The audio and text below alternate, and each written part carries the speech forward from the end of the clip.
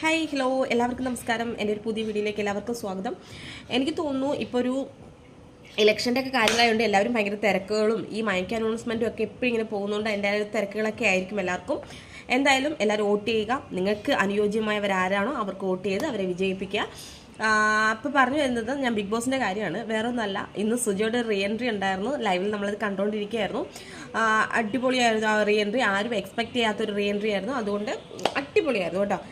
അതിൻ്റെ ഭാഗമായിട്ട് എല്ലാവരും സുജോയെ ഓരോ മൂലയിലേക്ക് മാറ്റിയെടുത്തിട്ട് ഓരോ കാര്യങ്ങൾ തിരക്കുന്നുണ്ട്.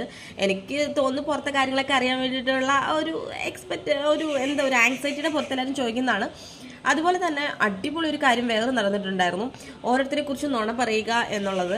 അപ്പോൾ റസ്മിൻ വളരെ ഊക്കി വിട്ട് നമ്മുടെ ജിൻഡോ കയറി അങ്ങോട്ട് കയറി മാന്തി അങ്ങ് പറിച്ചു റസ്മിനെ. എനിക്കതങ്ങ് ഇഷ്ടപ്പെട്ടു. അടിപൊളി ഒരു കാര്യമായിരുന്നു എന്നുള്ളത്, അതിനെക്കുറിച്ച് ഞാൻ പറയാം.